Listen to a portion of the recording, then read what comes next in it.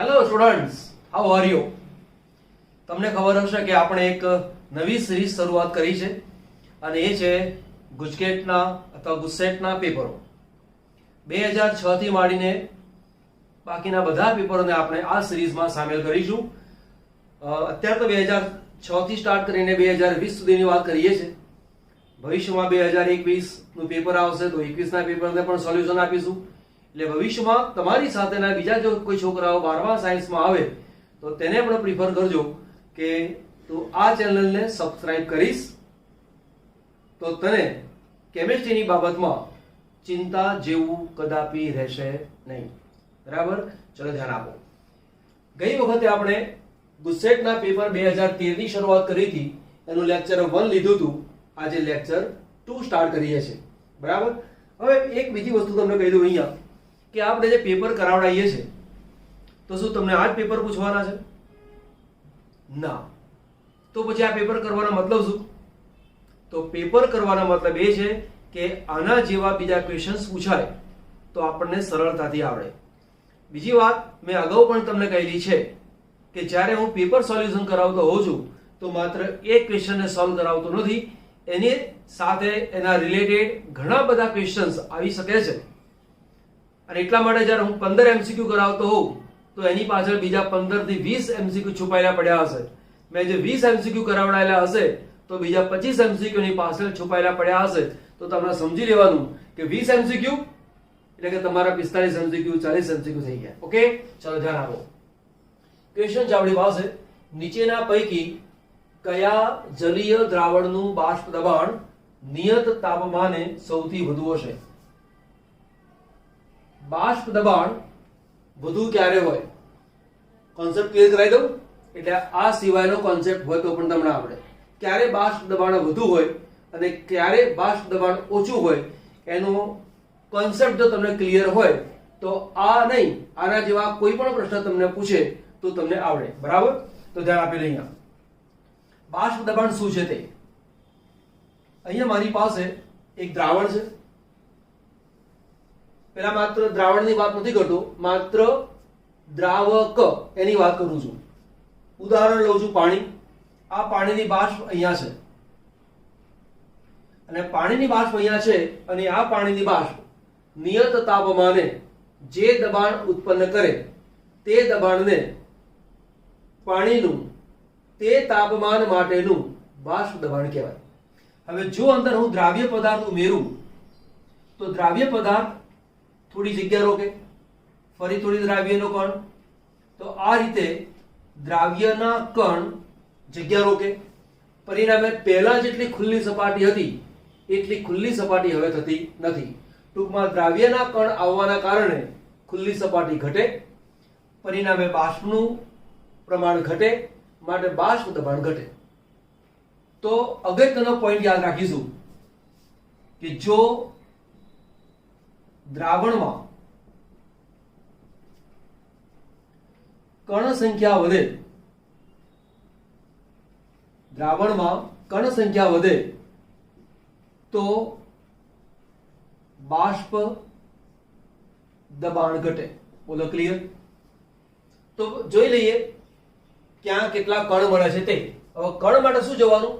આ NaCl એનું આયનીકરણ થાય તો એક Na+ મળે, એક Cl- મળે. તો આની કણ સંખ્યા તમારે ગણવાની કેટલી? આ 0.1 સાંદ્રતા તો છે જ, સાથે આમાંથી 2 આયન મળે એટલે 2 બરાબર 0.2. તો આની સાંદ્રતા 0.1 લેવાની નહીં, 0.1 NaCl 0.2. ચલો અહીંયા મારે ગણવું છે તો 0.1 તો છે જ, ગુણ્યા 1 Fe અને 3 Cl એટલે 4 થયા, અને 4 વડે ગુણો તો કેટલા આવશે? 0.4. બરાબર? અહીંયા ગણો તો 0.1 ગુણ્યા 1 Ba અને 2 Cl એટલે 3, એટલે આના 3 આયન ગણો તો અહીંયા કેટલા થયા? 0.3. અહીંયા તમે ગણો 0.1 ગુણ્યા ગ્લુકોઝ આપેલું છે, ગ્લુકોઝનું આયનીકરણ ના થાય એટલે એનો એક જ કણ ગણવાનો. તો અહીં કેટલો પોઈન્ટ આવશે? 0.1. તો અહીંયા છે 0.2, અહીંયા છે 0.4, અહીંયા છે 0.3 અને અહીંયા છે 0.1. આની અંદર કણ સંખ્યા સૌથી ઓછી છે. માટે બાષ્પ દબાણ તેનું સૌથી વધારે હશે, તો આપણો આન્સર કયો આવે? 0.1 મોલર ગ્લુકોઝ. એક આન્સર ક્લિયર? સારું.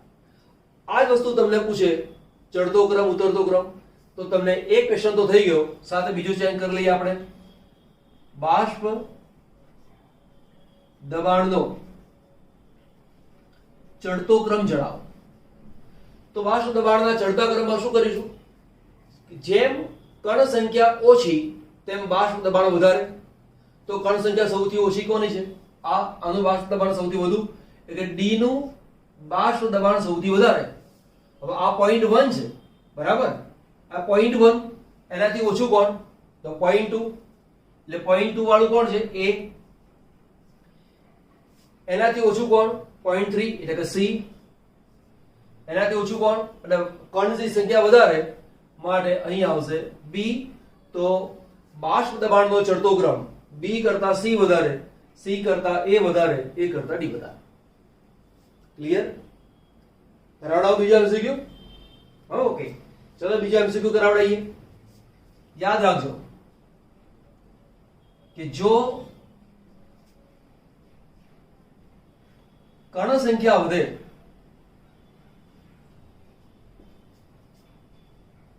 તો ઉત્કલન બિંદુ ઉન્નયન વધે. કણ સંખ્યા વધે તો ઉત્કલન બિંદુ ઉન્નયન વધે. તો મારે આના સ્ક્રીનશોટ લઈ લેજો, ભૂસી નાખું છું બીજું સમજાવવા માટે. કણ સંખ્યા વધે તો ઉત્કલન બિંદુ ઉન્નયન વધે. તો કણ સંખ્યા ક્યાં વધે છે? તો અહીંયા લખું છું ઉત્કલન બિંદુ ઉન્નયનનો ચડતો ક્રમ. ઉત્કલન બિંદુ ઉન્નયનનો ચડતો ક્રમ. 1 મિનિટ પેન ચેન્જ કરી લો. તો ઉત્કલન બિંદુ ઉન્નયનનો ચડતો ક્રમ પૂછેલો હોય તો આમાં કણ સંખ્યા આ છે ને, કણ સંખ્યા વધે તો ઉત્કલન બિંદુ ઉન્નયન વધે. તો કણ સંખ્યા અહીંયા કેટલી છે? તો ચડતો ક્રમ આવો આવશે ડી. આમાં 0.1 કણ છે, પછી એના કરતા આવે એ વધારે આવે. 0.2 એના કરતા આવશે એટલે સી આવશે. એના કરતા અહીંયા આવશે ડી. તો આ ઉત્કલન બિંદુ ઉન્નયનનો ચડતો ક્રમ. પહેલા MCQ તો હતો જ, બીજો MCQ કરાવડાયો, ત્રીજો MCQ કરાવડાયો. ચોથો કરીએ? ચલો ધ્યાન આપો. ચોથો MCQ માટે એક વસ્તુ યાદ રાખીશું કે જો કણ સંખ્યા વધે તો ઠાર બિંદુ માં ઘટાડો થાય. ઠાર બિંદુમાં ઘટાડો થાય, જેને આપણે ઘટાડો કહીએ છીએ એને અવનયન પણ કહેવાય. આ જે ઘટાડો લખ્યું છે એના માટે બીજો શબ્દ વાપરું છું અવનયન. એ તમે જાણો છો કે જેમ કણ સંખ્યા વધે, જેમ કણ સંખ્યા વધે તેમ ઠાર બિંદુમાં ઘટાડો થાય. તો કણ સંખ્યા અહીં લખું છું ઠાર બિંદુમાં ઘટાડો. ઘટાડો અથવા એના માટે શબ્દ વાપરીશું અવનયન. તેનો ક્રમ કયો આવે? તો જેમ કણ સંખ્યા વધે તેમ ઠાર બિંદુ ઘટે. તો ડી. એમાં કણ સંખ્યા 0.1 છે, આમાં 0.2 એટલે કે એ, પછી એમાં 0.3 એટલે કે સી, પછી આગળ જઈએ તો 0.4. બરાબર? તો આ રીતે અવનયન થયું.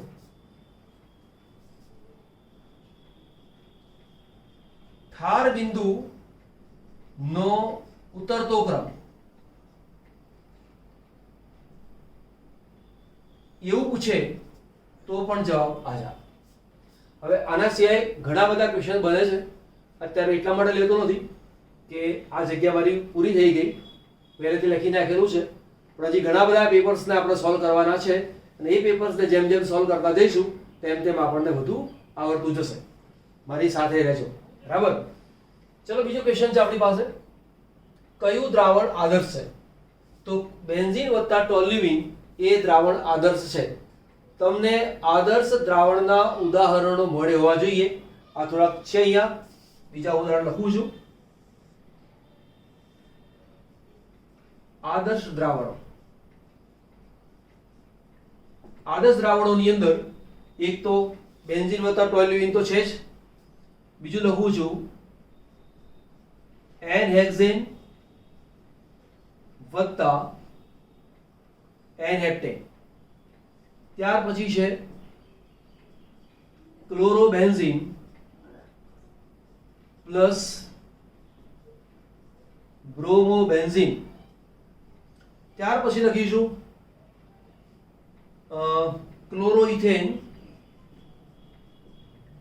ક્લોરોઇથેન જેને ઇથાઇલ ક્લોરાઇડ પણ કહેવાય, પ્લસ બ્રોમોઇથેન. બરાબર. ત્યારબાદ બરાબર. તો આટલા જે ઉદાહરણો છે એને તમે યાદ રાખજો. એ પ્રમાણે લખું છું ક્લોરોબ્યુટેન પ્લસ બ્રોમોબ્યુટેન.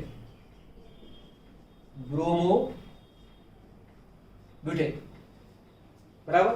આ ઉદાહરણ તમે નોંધ કરી લો, સ્ક્રીનશોટ લઈ લો. ત્યાર પછી આ એક્ઝામ્પલ તમને હું ગણાવડાવું છું. લોકો ચાલો એક્ઝામ્પલ આપણી પાસે છે, એટલે કે એમસીક્યુ જ છે કે 4 ml 0.05 મોલર H2SO4 અને 6 ml 0.3 મોલર H2SO4 ને મિશ્ર કરતા બનતા દ્રાવણની સપ્રમાણતા શોધો. દાખલો પૂરેપૂરો વાંચવાનો. ઘણા છોકરાઓને એમ લાગી જાય છે કે આવડે છે, ગણવા બેસે એટલે જે જૂના દાખલા ગણેલા હોય એની મેથડ નો છે એવું માનીને આગળ વધવા માંડે અને દાખલામાં ભૂલ કરીને આવે. તમને મોલારિટી આપેલી છે અને જવાબ તમારે લેવાનો છે સપ્રમાણતામાં. તો આપણને આ સૂત્રની ખબર હોવી જોઈએ કે capital N into N is equal to capital N, જ્યાં M એ મોલારિટી છે, મોલારિટી છે. આ N છે એ સપ્રમાણતા છે. સપ્રમાણતા પણ કહી શકાય અને બીજું શું કહી શકાય? નોર્માલિટી. બરાબર. તો તેને સપ્રમાણતા, નોર્માલિટી. આ જે છે એને કહેવાય છે n ફેક્ટર. કયું ફેક્ટર કહેવાય? n factor. હવે n ફેક્ટર એટલે શું? એસિડિકતા, બેઝિકતા, ઓક્સિડેશનાત્મક ફેરફાર વગેરે. અત્યારે આપણી પાસે H2SO4 છે માટે અહીંયા લખું છું n બરાબર બેઝિકતા. બીજી વસ્તુ H2SO4 માટે n બરાબર 2 આવું આપણે લેવાનું.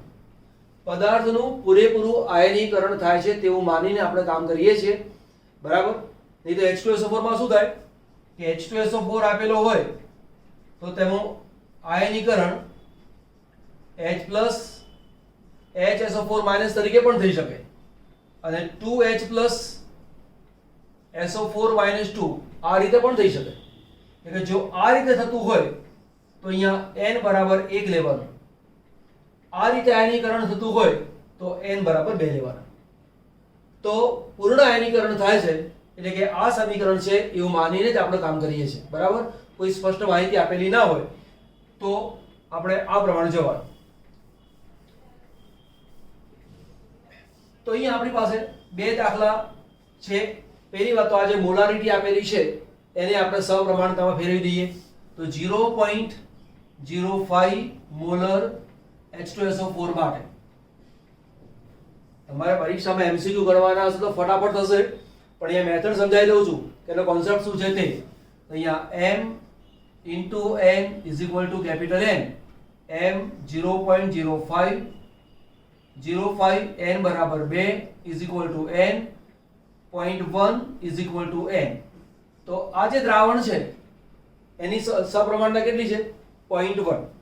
ચલો બીજું દ્રાવણ લઈ લઈએ. તો મારી પાસે છે આ દ્રાવણ છે 0.3 મોલર. તો 0.3 મોલર H2SO4 માટે અહીંયા m into n capital M. m તો મારી પાસે છે 0.3, n બરાબર 2 is equal to n, 0.6 is equal to n. તો મારી પાસે બે દ્રાવણ થયા એટલે મોલારિટી માંથી સપ્રમાણતા મને મળી ગઈ. હવે કરવાનું શું? મિશ્ર દ્રાવણ લઈએ. તો N1V1 plus N2V2 is equal to N3 અહીં લખીશું V1 પ્લસ V2. આ H2SO4 આને નંબર 1 આપી દઉં છું, આને 2 આપી દઉં છું, એટલે કે આ પહેલા નંબરના H2SO4 માટે, આ બીજા નંબરના H2SO4 માટે. પહેલા નંબરના H2SO4 માટે N1 કિંમત કેટલી છે? 0.1. V1 શરૂઆતનું કદ કેટલું છે? 4 પ્લસ બીજું છે 0.6 ગુણ્યા V2 કદ કેટલું છે? 6 7 એટલે 6 આયા is equal to N3 V1 plus V2. આ 4 ml છે અને આ 6 ml છે, તો 4 વત્તા 6, તો અહીંયા 0.4 plus 0.3.6 is equal to N3 into 10. Therefore આ બેનો સરવાળો કરો તો શું આવે? 4.0 is equal to N3 into 10. Therefore 4/10 is equal to N3. 0.4 is equal to N3. તો 0.4 એ આપણો જવાબ છે. તો 0.4 નોર્મલ એ આપણો આન્સર. આટલા બધા સ્ટેપ તમારે કરવાના હોતા નથી.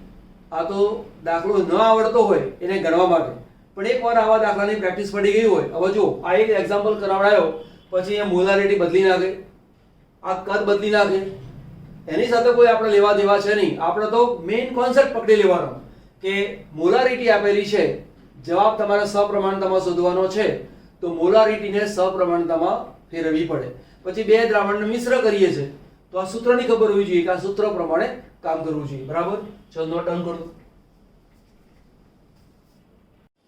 વિદ્યુત વિભાજન કોષની નિપજ નીચેના પૈકી કઈ બાબત પર આધાર રાખતી નથી? આધાર રાખે છે અને આધાર રાખતી નથી, બંનેને ધ્યાન ઉપર લેજો. તો જુઓ, પહેલી વાત તો એક તો દ્રાવકની પ્રકૃતિ પર આધાર ના રાખે, તાપમાન ઉપર આધારિત રાખે. કેવી રીતે? જો તાપમાન વધે તો આયનોની ગતિશક્તિ વધે અને વિદ્યુત વિભાજનની ઝડપ પણ વધે.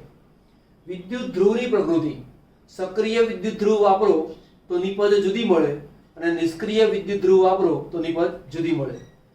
દ્રાવણની સાંદ્રતા, જો સાંદ્રતા વધારે રાખો અને ઓછી રાખો તો પણ નિપજ જુદી મળે છે. ઉદાહરણ તરીકે NaCl નું બહુ જ મંદ જલીય દ્રાવણ હોય. આપણે અગાઉના લેક્ચરમાં વાત શીખવાડી હતી કે જો મંદ દ્રાવણ છે, કોનું? NaCl નું, તો Cl- નું ઓક્સિડેશન નહીં થાય, પાણીનું ઓક્સિડેશન થશે. પણ જો NaCl નું સાંદ્ર દ્રાવણ હશે તો Cl- નું ઓક્સિડેશન થાય છે. ટૂંકમાં દ્રાવણની સાંદ્રતા બદલાય તો વિદ્યુત વિભાજન દરમિયાન મળતી નિપજો બદલાઈ શકે છે. બીજો ક્વેશ્ચન છે, નર્સ સમીકરણની તારવણી કયા સિદ્ધાંતને આધારે થાય છે? તો ઉષ્માગતિશાસ્ત્રના સિદ્ધાંતને આધારે થાય છે. આને સિમ્પલ યાદ રાખવાની વસ્તુ છે. Na2SO4 ની સાંદ્રતા ગ્રેફાઇટના વિદ્યુત ધ્રુવો વડે Na2SO4 ના જલીય દ્રાવણના વિદ્યુત વિભાજન દરમિયાન શું શું થઈ શકે? 4 ઓપ્શન છે. Na2SO4 ની સાંદ્રતા વધે, સાંદ્રતા અચળ રહે, સાંદ્રતા વધે અને સાંદ્રતા વધીને ઘટે. સમજી લો શું છે તે. કેમ કે Na2SO4 ની જગ્યાએ અન્ય વસ્તુ પણ પૂછી શકે છે. શું શું પૂછી શકે છે એની ચર્ચા પછી કરી શકીએ છીએ. બરાબર? એટલે કે આપણો આ એક ક્વેશ્ચન છે, આ એક ક્વેશ્ચનની જગ્યાએ બીજા ઘણા બધા ક્વેશ્ચન બની શકે, તેની ચર્ચા આપણે પછી કરીએ. પહેલા આમાં ક્લિયર કરી દઈએ. તો આપણી પાસે અહીંયા જલીય દ્રાવણ છે જેમાં Na+ છે, SO4 2- છે અને પાણી છે. દ્રાવણમાં આટલી વસ્તુ છે. ગ્રેફાઇટના વિદ્યુત ધ્રુવ છે, એટલે કે નિષ્ક્રિય વિદ્યુત ધ્રુવ છે. આ બહુ મહત્વની વાત છે. આ ગ્રેફાઇટનો વિદ્યુત ધ્રુવ, આ છે પ્લસ અને આ છે માઇનસ. યાદ રાખો, જલીય દ્રાવણ હોય તો Na+ આયનનું રિડક્શન ના થાય, પાણીનું જ રિડક્શન થાય. એટલે પાણીનું રિડક્શન થાય તો સમીકરણ શું બને? H2O, 2 ઇલેક્ટ્રોન, અહીંયા છે H2, 2OH- અને 2. એટલે પાણીનું રિડક્શન થાય અને હાઇડ્રોજન વાયુ ઉત્પન્ન થાય. પરિણામે પાણીનું પ્રમાણ ધીમે ધીમે ઘટતું જાય. SO4- તો અહીંયા ઓક્સિડેશન પામવા માટે જાય, પણ SO4-2 આયનનું ઓક્સિડેશન ના થાય એની જગ્યાએ પાણીનું ઓક્સિડેશન થાય. તો પાણીનું ઓક્સિડેશન થાય તો સમીકરણ શું બને? O2 4H 4 ઇલેક્ટ્રોન, આ તેનું સમીકરણ. તો અહીંયા પાણીનું રિડક્શન થાય, અહીંયા પાણીનું ઓક્સિડેશન થાય. બંનેમાં પાણીનું પ્રમાણ ધીમે ધીમે ઘટતું જાય. એટલે દાખલા તરીકે મારી પાસે આટલા દ્રાવણની અંદર Na2SO4 હતો તેવું માનો, તો Na SO4-2 તો દ્રાવણમાં જ રહ્યા છે. પછી જેમ જેમ પાણી ઘટતું ગયું એમ માની લો કે પાણીનું પ્રમાણ આટલું થઈ ગયું, અથવા હજી ઓછું કરી નાખો, પાણીનું પ્રમાણ આટલું જ રહ્યું. તો Na2SO4 એ તો એવો ને એવો રહ્યો. તો પહેલા આટલા દ્રાવણમાં Na2SO4 હતો, હવે આટલા દ્રાવણમાં Na2SO4 છે, માટે આના કરતા આની સાંદ્રતા વધી ગઈ. ટૂંકમાં જો વિદ્યુત વિભાજન દરમિયાન પાણીનું વિદ્યુત વિભાજન થતું હોય તો દ્રાવણની સાંદ્રતા હંમેશા વધે. બરાબર.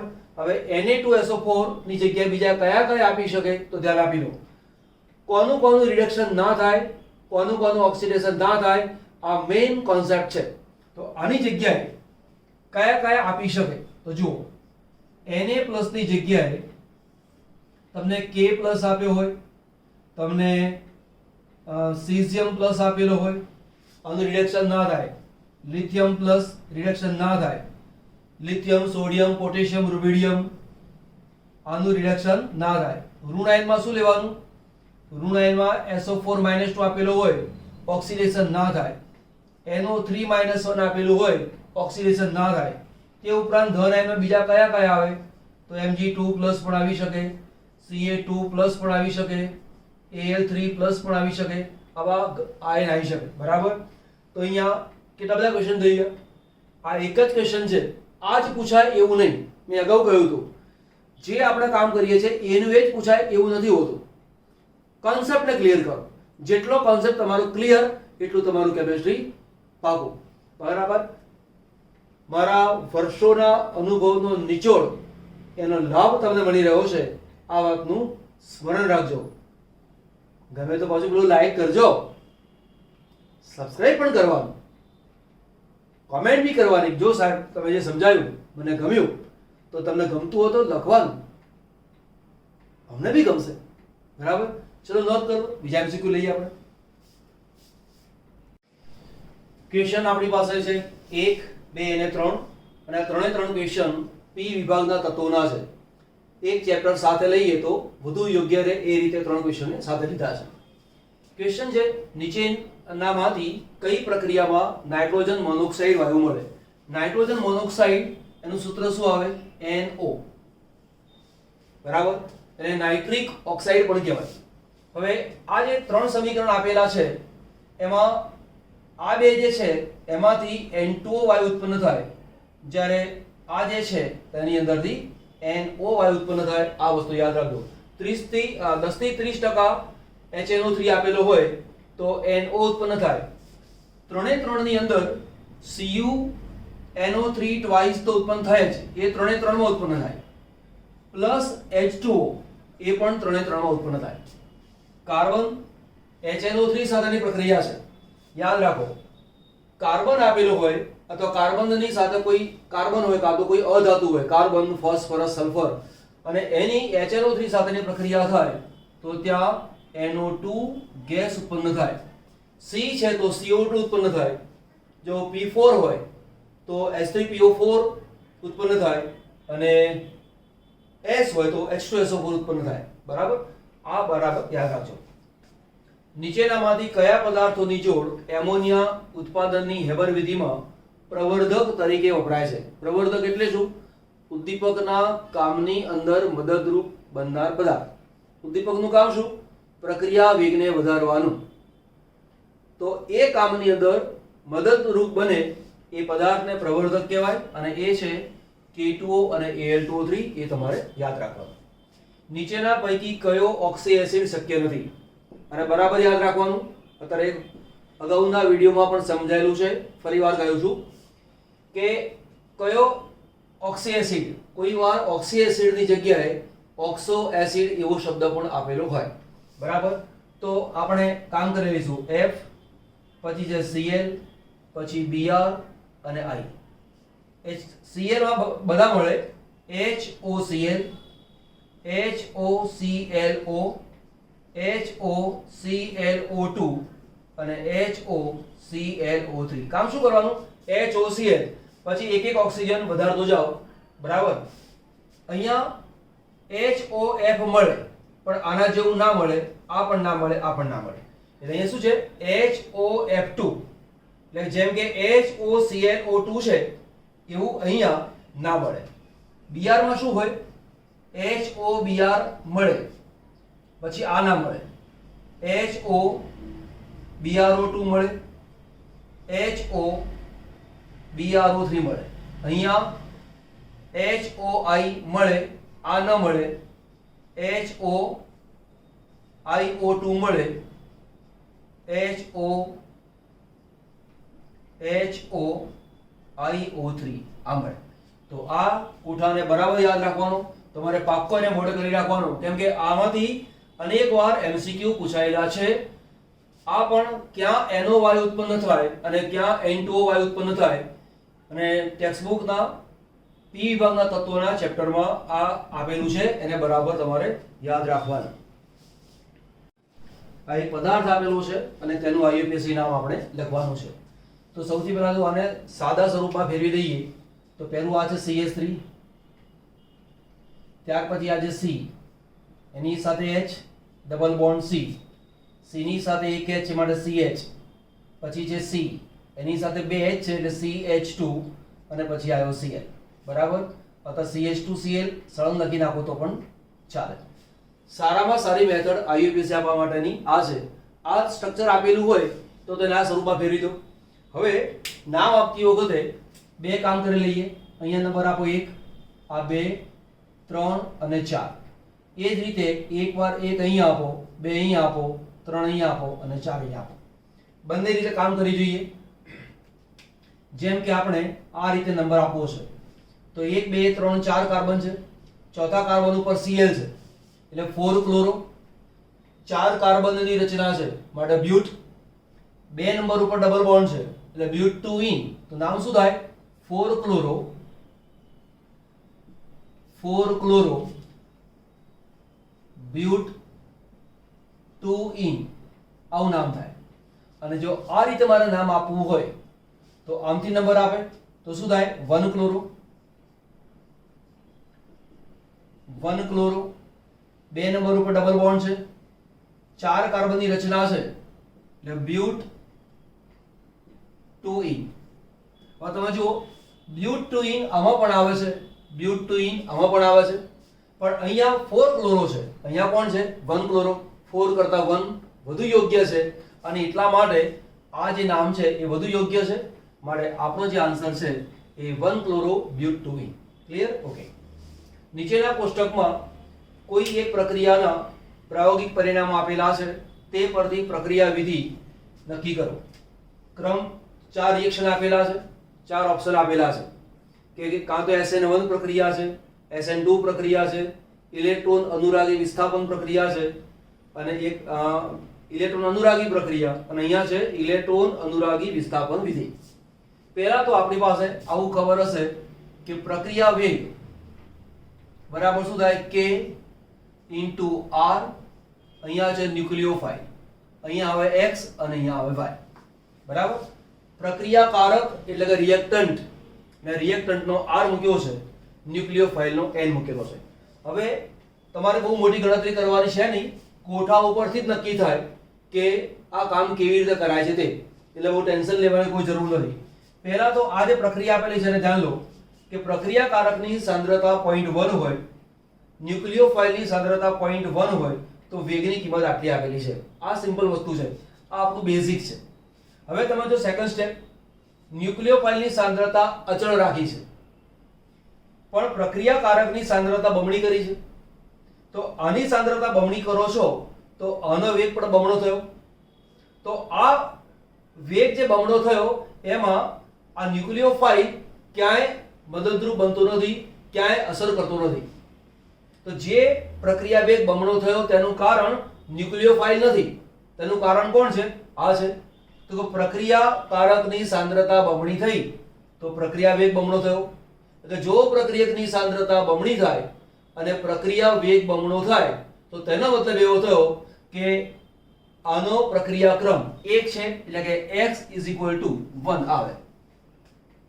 ફરીવાર, જો પ્રક્રિયકની સાંદ્રતા બમણી કરીએ અને વેગ પણ બમણો થાય તો તેના સંદર્ભમાં પ્રક્રિયા ક્રમ 1 આવે. જો સાંદ્રતા બમણી કરીએ અને વેગ 4 ગણો થાય, એટલે કે તેના વર્ગના સમપ્રમાણમાં હોય, તો અહીંયા શું મૂકતા આપણે? 2 લખતા. એવું તો છે નહીં. તો અહીંયા x ની કિંમત આપણને 1 મળી ગઈ. હવે તમે જુઓ,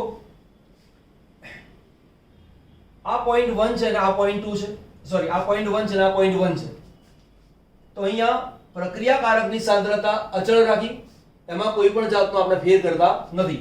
પણ ન્યુક્લિયોફાઇલની સાંદ્રતા બમણી કરી તો અહીંયા વેગ પણ બમણો થયો. આને અચળ રાખીએ અને આને બમણું કરીએ તો વેગ બમણો થયો. એનો મતલબ કે ન્યુક્લિયોફાઇલના સંદર્ભમાં પણ y = 1 જ આવે. કે જો ન્યુક્લિયોફાઇલની સાંદ્રતા બમણી કરતા વેગ બમણો થતો હોય અને આમાં કોઈ ફેરફાર કરતા ના હોઈએ તો તે સંજોગોની અંદર આનો પ્રક્રિયા ક્રમ એ પણ કેટલો આવે? 1. તો આ 1 છે ને આ 1 છે. 1 + 1 એટલે કેટલા આવે? 2. એટલે અહીંયા x + y = 2. તો આ જે 2 આવતો છે એનો મતલબ એવો થયો કે આ પ્રક્રિયા કયા ક્રમની? આ કઈ છે? SN2 પ્રક્રિયા. SN2 પ્રક્રિયા એટલે શું? આ બે શું બતાવે છે?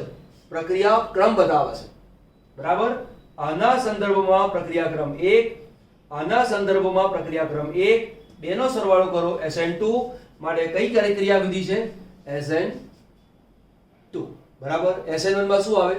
ન્યુક્લિયોફાઇલની સાંદ્રતામાં પ્રક્રિયકની સાંદ્રતામાં ફેરફાર કરો, બમણી કરો તો પ્રક્રિયા વેગ બમણો થાય. 3 ગણી કરો તો પ્રક્રિયા વેગ 3 ગણું થાય. પરંતુ ન્યુક્લિયોફાઇલની સાંદ્રતા વધારો કે ઘટાડો કઈ ફેર ન પડે તો તે પ્રક્રિયા કઈ કહેવાય? SN1. બીજી વસ્તુ, SN1 અને SN2 બંને પ્રક્રિયાઓમાં કેન્દ્રાનુરાગી પ્રક્રિયાઓ છે. એટલે ઇલેક્ટ્રોન અનુરાગી એ તો આવે જ નહીં. એટલે આ ઓપ્શન પણ ના આવે, આ ઓપ્શન ના આવે. આપણો ઓપ્શન કયો આવ્યો? C. બરાબર? ચલો નોટ ડાઉન કરી દો. નીચેના સંયોજનો પૈકી સૌથી વધુ એસિડિક કોણ? 1, 2, 3, 4 આપેલા છે. તમને ખબર હશે આ તૃતીયક આલ્કોહોલ છે, આ દ્વિતીયક આલ્કોહોલ છે, આ પ્રાથમિક આલ્કોહોલ છે અને આ પ્રાથમિક આલ્કોહોલ છે. એક તો સિમ્પલ વસ્તુ થઈ જાય કે પ્રાથમિક આલ્કોહોલ કરતા દ્વિતીયક અને તૃતીયક આલ્કોહોલની એસિડિકતા ઓછી હોય. બરાબર? એટલે વધુ એસિડિકતા કોણ હશે? એક આ અને આ. આ બંનેમાં વધુ એસિડિક કોણ? તો અહીંયા 3 કાર્બનની રચના છે. N પ્રોપાઇલ ગ્રુપ છે, આ મિથાઇલ ગ્રુપ છે. પ્રોપાઇલ ગ્રુપ કરતા મિથાઇલ ગ્રુપની +I અસર ઓછી હોય અને પરિણામે આની H આપવાની સરળતા વધી જાય. માટે આના કરતા આની એસિડિકતા વધારે. એટલે આપણો આન્સર છે આ. પણ આપણે આ આન્સરને માત્ર આટલાથી અટકતા નથી. એસિડિકતાનો ક્રમ પૂછેલો હોય તો કેવી રીતે આન્સર અપાય એને સમજાવું છું. આ તૃતીયક આલ્કોહોલ છે. પહેલી વાત તો કે 4 ફિનોલ છે. સોરી, 4 આલ્કોહોલ છે. આલ્કોહોલમાં શું હોય? જે આલ્કોહોલ પોતાનો H સરળતાથી આપે એને એસિડ કહેવાય. હવે આ H સરળતાથી છૂટો પડશે કે નહીં એનો આધાર શું છે? તો કે O અને H ની વચ્ચે ઇલેક્ટ્રોન ઘનતા કેટલી છે તેની ઉપર. હવે O અને H વચ્ચે ઇલેક્ટ્રોન ઘનતા વધારે હોય તો H છૂટો પડે નહીં, તો તે એસિડ તરીકે વર્તે નહીં. અથવા વર્તે તો બહુ જ નિર્બળ તરીકે વર્તે. તો અહીંયા O અને H વચ્ચે ઇલેક્ટ્રોન ઘનતા વધે ક્યારે? તો કે જો અહીંયા +I અસર, આ 3 બાજુથી +I અસર છે. પરિણામે O અને H વચ્ચેની ઇલેક્ટ્રોન ઘનતા વધી જાય. H+ સરળતાથી મુક્ત થઈ શકે નહીં. માટે આ જે D છે એની એસિડિકતા સૌથી ઓછી. આ દ્વિતીયક છે. તો અહીંયાથી આ +I અસર, અહીંયા પણ +I અસર. તો બે બાજુથી +I અસર છે. અહીંયા 3 બાજુથી +I અસર છે. આના કરતા અહીંયા +I અસર ઓછી છે. માટે આના કરતા આની એટલે કે B ની એસિડિકતા વધારે છે. આપણો પ્રાથમિક પરંતુ અહીંયા 3 કાર્બનની રચના છે. એટલે કે N પ્રોપાઇલ ગ્રુપની પ્લસાઈ અસર આના કરતા વધારે છે. વધારે હોવાના કારણે O અને H વચ્ચેની ઇલેક્ટ્રોન ઘનતા આની સરખામણીમાં વધારે છે. માટે આ પોતાનો H સરળતાથી આપશે નહીં, માટે આના કરતા આની એસિડિકતા ઓછી છે એટલે અહીંયા આવશે C. અને આ જે છે માત્ર એક જ બાજુથી પ્લસાઈ અસર ધરાવે છે, બરાબર. આમ તમે જોવા જાઓ C ની સાથે H અને OH એવું તમે જોવા જાઓ તો માત્ર એક જ CH3 ગ્રુપ જોડાયેલું છે. પોતાનો H સરળતાથી આપી શકે છે અને ACDD એનો ક્રમ થઈ ગયો. નીચેનામાંથી કયું વિધાન ઈથર માટે સાચું નથી? સાચું નથી એવું પૂછેલું છે. એનો મતલબ કે 4 ઓપ્શન આપેલા છે, એમાંથી એક સાચું નહીં હોય અને બાકીના 3 સાચા હશે.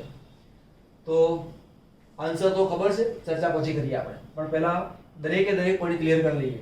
ઈથરના ઉત્કલન બિંદુ આલ્કોહોલ કરતા નીચા હોય છે કારણ કે તેમાં આંતર આણ્વીય હાઇડ્રોજન બંધ હોતા નથી. આ વાત સાચી કે ખોટી ચર્ચા કરી લઈએ. ઈથર નું સૂત્ર છે ROR. આ છે તેનું અબંધકારક ઇલેક્ટ્રોન યુગ્મ. આલ્કોહોલ નું સૂત્ર છે RO અને H.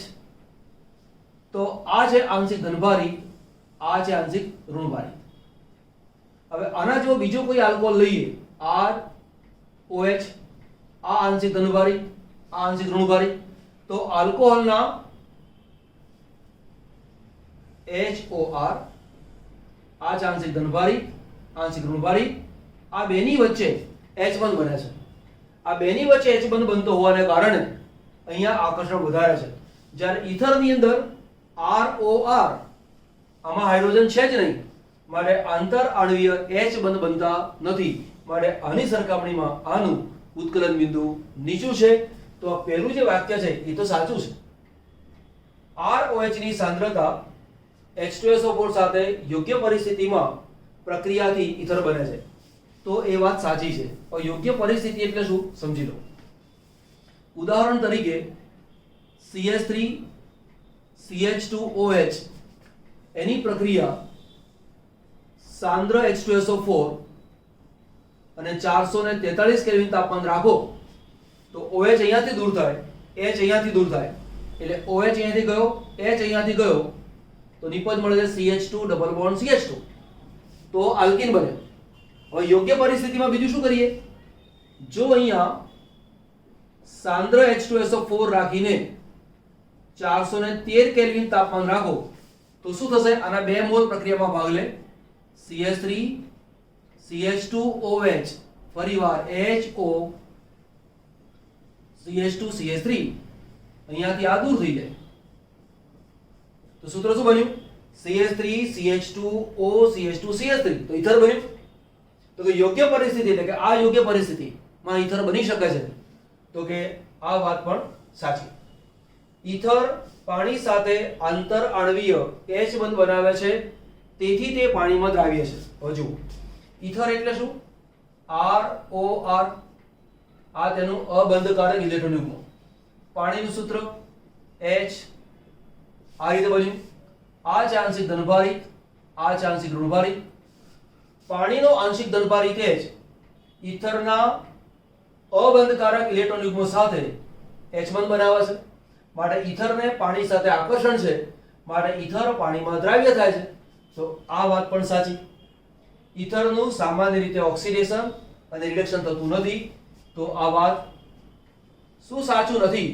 તો ઈથરનું ઓક્સિડેશન અને રિડક્શન સામાન્ય રીતે થતું નથી, પણ અહીં શું લખ્યું છે? થાય છે. એનો મતલબ કે આ વાત સાચી નથી. બીજી એક વસ્તુ પણ યાદ રાખો કે ઈથર બેઝ સાથે પ્રક્રિયા કરતું નથી અને ઈથર સક્રિય ધાતુ સાથે પણ પ્રક્રિયા કરતું નથી. આ એક્સ્ટ્રા વસ્તુને યાદ રાખજો. ચલો નોટ ડાઉન કરી દો. ફરીવાર એક ક્વેશ્ચન છે.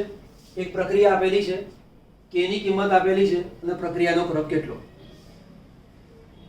આ જે કિંમત છે એને તમારે જોવાની નહીં, તમારે એકમ ઉપર ધ્યાન આપી દેવાનું. મેં તમને એક સૂત્ર આપી દઉં કે 1 - n બરાબર મૂળની ઘાત. આવું યાદ રાખવાનું, મૂળની ઘાત. n એ પ્રક્રિયા ક્રમ છે, એટલે 1 - n = મૂળની ઘાત કેટલી છે? -1. એટલે મૂક્યું -1 બરાબર. ધેરફોર માઇનસ આ બાજુ જાય એટલે શું થશે? -1 આ બાજુ લો એટલે 2 = n. તો આ કયા ક્રમની પ્રક્રિયા થઈ? દ્વિતીય ક્રમની પ્રક્રિયા. મળે આપણો જે આન્સર છે દ્વિતીય ક્રમ. રાસાયણિક ગતિકીય સંદર્ભમાં કયું વિધાન ખોટું છે? ઉદ્દીપકના ઉપયોગથી ઊર્જા અવરોધની ઊંચાઈ ઘટે છે. સક્રિયકૃત સંકીર્ણ ખૂબ જ મજબૂત બંધ ધરાવે છે. સક્રિયકૃત સંકીર્ણ ખૂબ જ અસ્થાયી હોય છે. આયનીય પ્રક્રિયાઓનો ઊર્જા અવરોધ ખૂબ ઓછો છે. આપણા કોર્સમાં અત્યારે આ વસ્તુ નીકળી છે, પણ છતાં એક ક્વેશ્ચન સારો છે એટલે સમજાવી દઉં છું અહીંયા. દાખલા તરીકે મારી પાસે એક પ્રક્રિયા છે A2 + B2 અને એમાંથી મને મળે છે નિપજ 2AB. 2AB આવી એક પ્રક્રિયા છે. તો આ રીતે લખું છું. અહીં લખું છું પ્રક્રિયક બરાબર, આને લખું છું પ્રક્રિયા અક્ષ. આ મારી પાસે પ્રક્રિયકો છે A2 + B2. A2 અને B2 બે વચ્ચે પ્રક્રિયા થાય, બંનેના અણુઓ અથડાય, પરિણામે એક બીજાને અથડાઈને તેમાંથી બનાવે છે નિપજ. એમાં બંને શું કે A અને A વચ્ચેનો બંધ ધીમે ધીમે તૂટે, B અને B બેની વચ્ચેનો બંધ ધીમે ધીમે તૂટે અને આ બંધ બને. ત્યાર પછી કાં તો આ બોન્ડ તૂટી જાય કાં તો આ બોન્ડ તૂટી જાય અને રિએક્શન થાય. તો પહેલા આની ઊર્જા વધારવી પડે. તો ઊર્જા વધે છે. આ એક સ્ટેજ ઉપર આવ્યું ત્યારે લખું છું A અને A વચ્ચેનો બંધ તૂટે છે, B અને B વચ્ચેનો બંધ તૂટે છે. અહીંયા બનવાની શરૂઆત થાય છે, અહીંયા બનવાની શરૂઆત થાય છે. આ જે રચના છે એને કહેવાય છે સક્રિયકૃત સંકીર્ણ. આને કહેવાય છે સક્રિયકૃત સંકીર્ણ. તો અહીંયાથી તમારે અહીં પહોંચવા માટે જે અવરોધ નડે છે એને કહેવાય છે ઊર્જા અવરોધ. હવે જો ઊર્જા અવરોધ વધારે હશે તો હજી ઉપર જવું પડે, ઊર્જા અવરોધ ઓછો હોય તો હજી નીચે આવવું પડે. તો ઉદ્દીપકનું કામ શું? માનો કે ઉદ્દીપક વિનાની જે પ્રક્રિયા છે એ માની લો કે આ રીતે થાય અને આ આપણને નિપજ મળી ગઈ AB + AB. પણ જો ઉદ્દીપકનો ઉપયોગ કરવામાં આવે તો શક્ય છે તે ગ્રાફ થોડું નીચે આવી જશે. તો ઉદ્દીપકના કારણે આ ગ્રાફ નીચે આવી ગયો. તો પહેલા આટલી ઊર્જાની જરૂર પડતી હતી, હવે માત્ર આટલી ઊર્જાની જરૂર પડે છે. એટલે કે ઊર્જા અવરોધ ઘટી ગયો, આવું કહેવાય. આને કહેવાય સક્રિયકૃત સંકીર્ણ. ચલો જો હવે કયું વિધાન ખોટું છે? તો ઉદ્દીપકના ઉપયોગથી ઊર્જા અવરોધની ઊંચાઈ ઘટે છે. તો ઊંચાઈ ઘટી ગઈ. તો પહેલું જે વાક્ય છે એ સાચું છે. સક્રિયકૃત સંકીર્ણ ખૂબ જ મજબૂત બંધ ધરાવે છે. આ જે બંધ છે એ કોઈ મજબૂત બંધ ધરાવતું નથી, એ ફટાફટ તૂટી જાય. જો આ અને આ બંધ તૂટી જાય તો AB અને B બને તો નિપજ પ્રાપ્ત થાય. બરાબર. તો સક્રિયકૃત સંકીર્ણ ખૂબ જ મજબૂત બંધ બનાવે છે એ વાત ખોટી છે. તો કયું વિધાન ખોટું છે? તો કે આ વિધાન ખોટું છે. આગળ લઈએ. સક્રિયકૃત સંકીર્ણ ખૂબ જ અસ્થાયી હોય છે. તો સક્રિયકૃત સંકીર્ણ અસ્થાયી છે તો બિલકુલ સાચું છે. આયનીય પ્રક્રિયાઓનો ઊર્જા અવરોધ ખૂબ ઓછો હોય છે. આયનો વચ્ચે પ્રક્રિયા થતી હોય તો શું થાય? આયનો પહેલેથી છૂટા હોય. પ્રક્રિયા જાણ થતી હોય તો આયનો છૂટા છે અને આયનો છૂટા હોવાના કારણે એકબીજાની સાથે વધુ સરળતાથી પ્રક્રિયા કરે છે, માટે તેમાં ઊર્જા અવરોધની કિંમત ઓછી હોય છે. તો આ વાત પણ સાચી છે. તો જો ઓપ્શન કયો છે? બી. નોટ કરો. પ્રક્રિયા A + B બરાબર નિપજ માટે પ્રક્રિયા વેગ K એની 2 ઘાત B0 છે. પ્રક્રિયક A અને B નું સાંદ્રણ બમણું કરતા પ્રક્રિયા વેગમાં શું ફેરફાર થાય? તો જુઓ, A ની 2 ઘાત છે, B ની 0 ઘાત છે. B ની 0 ઘાત છે એનો મતલબ કે B ની સાંદ્રતા વધારો કે ઘટાડો કંઈ ફેર પડતો નથી. એટલે અહીંયા A અને B નું સાંદ્રણ 2 ગણું કરતા બરાબર બમણું કરતા, તો અહીંયા તો કોઈ ફેર પડવાનો નથી. હવે અહીંયા સાંદ્રતા 2 ગણી કરીએ તો અહીંયા 2 ઘાત છે એટલે અહીંયા 2 ગણું કરો તો 2 નો ઘન 2 નો વર્ગ 4, તો તેનો વેગ કેટલો થાય? 4 ગણો. તો આપણો ઓપ્શન કયો આવે? 4. નિષ્ક્રિય વાયુઓના અલગીકરણ માટે દીવાલ પદ્ધતિમાં કયો અધિશોષક વપરાય છે? તો આન્સર છે તેનો સક્રિયકૃત ચારકોલ. નારિયેળના કૂચામાંથી બનાવેલો ચારકોલ એટલે કે કોલસો એ અહીંયા અધિશોષક પદાર્થ તરીકે ઉપયોગમાં આવે છે. નીચેનામાંથી કયું તત્વ રેડિયો સક્રિય છે? તો PM એટલે કે પ્રોમિથિયમ એ રેડિયો સક્રિય છે. આને કહેવાય થુલિયમ, સમેરિયમ, નિયોડિમિયમ. પણ આપણો જવાબ છે આ. નીચેનામાંથી કઈ મિશ્ર ધાતુ Sn ની છે? તો Sn ની મિશ્ર ધાતુમાં Sn વત્તા Cu. તો મિશ્ર ધાતુ કાંસુ એ Sn ની મિશ્ર ધાતુ છે. જે પિત્તળ છે એમાં કોણ હોય? કોપર અને ઝીંક આવેલું હોય. જર્મન સિલ્વર એમાં કોપર હોય, જેડેન હોય અને નિકલ હોય. સ્ટેનલેસ સ્ટીલની અંદર Fe હોય, Cr હોય અને નિકલ હોય. થોડો કાર્બન પણ આવેલો હોય. તો આપણો જવાબ છે આ. ક્રોમેટોગ્રાફી અલગીકરણમાં કયો સિદ્ધાંત ઉપયોગમાં આવે છે? તો કયો આવે? અધિશોષણ. બિલકુલ સિમ્પલ ક્વેશ્ચન છે. નોટ ડાઉન કરો. ચલો ફરી બે ક્વેશ્ચન છે આપણી પાસે. ફેરાઇટ એ ખાલી જગ્યા પ્રકારનો ચુંબકીય ગુણધર્મ ધરાવે છે. ફેરાઇટનું સૂત્ર તમને આપેલું છે Mgfe2O4. તો અગાઉ પણ ચાલેલું છે અને એ કોણ આવે? ફેરીમેગ્નેટિક. કોઈકવાર આની જગ્યાએ આ પણ આપેલું હોય, આની જગ્યાએ આ પણ આપેલું હોય. ત્રણે ત્રણની અંદર ફેરીમેગ્નેટિક આવે. આ બહુ જ અગત્યનો ક્વેશ્ચન છે અને યાદ રાખજો. અગાઉના એક વિડીયોમાં પણ મેં આ વાત કરેલી હતી. પછી છે આપણી પાસે અંતઃકેન્દ્રિત એકમ કોષ રચનાની પેકિંગ ક્ષમતા બરાબર ખાલી જગ્યા. ચાર ઓપ્શન આપેલા છે. અંતઃકેન્દ્રિત એટલે શું? BCC રચના. આ BCC રચનાના એકમ કોષમાં પરમાણુની સંખ્યા કેટલી આવે? 2 આવે. સારું.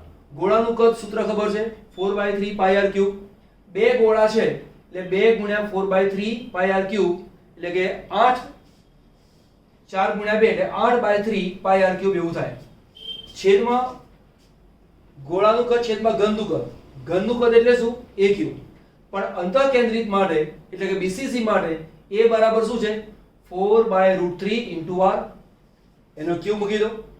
તો અહીંયા 4 ગુણ્યા 2 એટલે 8 8/3 આ થઈ ગયું. ગુણ્યા 100 તો છે જ. આ રીતે આવે.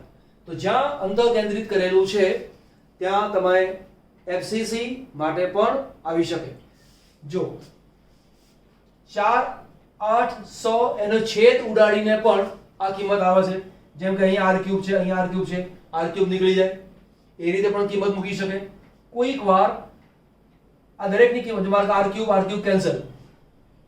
આ પાઈ છે ત્યાં 22 સપ્તમાંશ કિંમતો મૂકીને ટોટલ ગણતરી મૂકો તો પણ જવાબ મળે. તો પ્રશ્ન પૂછવાની પદ્ધતિ તો જુદી જુદી હોઈ શકે છે. તમને ખબર હોવી જોઈએ કે પેકિંગ ક્ષમતા માટે કયું સૂત્ર વપરાય છે તે. તો આ સાથે આપણા 2013 ના તમામ MCQ કમ્પ્લીટ થઈ ગયા. જે હાલના કોર્સમાં નથી અને 2013 માં છે એવા કેટલાક ક્વેશ્ચન મેં લીધેલા નથી અને બહુ જ ઇમ્પોર્ટન્ટ ક્વેશ્ચન મેં કરાવડાયેલા છે. જો કામ ગમ્યું હોય તો, યોગ્ય લાગ્યું હોય તો લાઈક, શેર એન્ડ સબસ્ક્રાઇબ ના કરી હોય તો કરી દેવાનો. વિડીયો ઝડપથી તમારા સુધી પહોંચે. મેં અગાઉ પણ કહ્યું હતું કે આ તમારો ખોરાક છે. તો લાઈક, શેર એન્ડ સબસ્ક્રાઇબ એ અમારો ખોરાક છે. અમે તમને ખોરાક આપીએ છીએ, તમે અમને ખોરાક આપો. ઘર્ષણ કામ એટલું. તો ફરી મળીશું બીજા વિડીયોમાં. રાહ જોજો. તમારા માટે જ કામ કરું છું. તમે પણ મારી સાથે કામ કરજો. મારા બધા જ MCQ ના લેક્ચર્સને એટેન્ડ કરશો તો યાદ રાખજો ગુજકેટની તમારી એક્ઝામની અંદર હું તમને યાદ આવીશ કે સર તમે જે કામ કરાવ્યું હતું એ કામ ખરેખર મને ફાયદારૂપ બન્યું. અને એ દિવસે સાંજે આવ્યા પછી કોમેન્ટ બોક્સમાં લખજો કે સાહેબ તમારું શીખવાડેલું મને બહુ જ કામ લાગ્યું છે. પણ જેટલું ગમ્યું છે તો તેને પણ કોમેન્ટમાં લખજો સર ગમ્યું, ફાઇન, સરસ એવું લખજો. અમારો ઉત્સાહ વધે છે. ફરી મળીશું આવતા લેક્ચરમાં. ઓકે.